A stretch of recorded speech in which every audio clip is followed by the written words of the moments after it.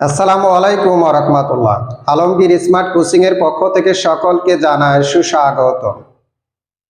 HSC exam 2025 যারা অংশগ্রহণ করতে যাচ্ছ তাদের জন্য আজকের এই ভিডিওটি অত্যন্ত গুরুত্বপূর্ণ। আজকে যে বিষয় নিয়ে তোমাদের সাথে আলোচনা করব, ইতিহাস প্রথম পত্র প্রথম অধ্যায় সৃজনশীল জ্ঞানমূলক অংশ নিয়ে। আশা করি শেষ সময় পর্যন্ত আমার সাথেই থাকবে। So let's go.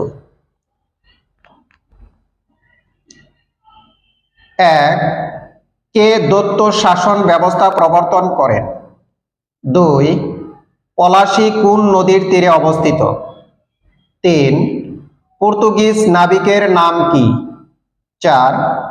বাংলায় নবাবী বংশের প্রতিষ্ঠাতা কে? 5. ইস্ট ইন্ডিয়া কোম্পানি কত সালে গঠিত হয়? 6. ভারতে আসার জলপথ কে আবিষ্কার করেন? 7. আলীবর্দী খান কে ছিলেন? 8. ভাস্কো দা গামা কত সালে ভারতবর্ষে আসেন? 9. ৭৬-এর মন্বন্তর কত সালে সংগঠিত হয়? 10.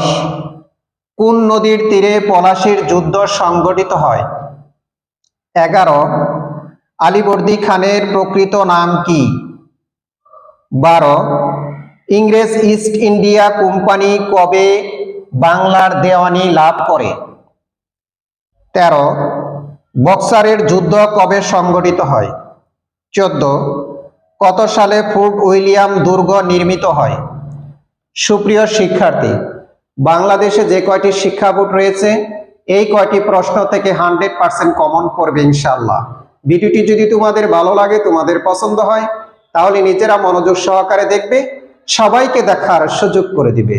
আজকের এই ভিডিওটি আমার পিতামাতা, আমার সারা জীবনের শিক্ষক মণ্ডলীদেরকে উৎসর্গ করে আজকের মতো তোমাদের কাছ থেকে এখানে বিদায় নিচ্ছি। আল্লাহ হাফেজ।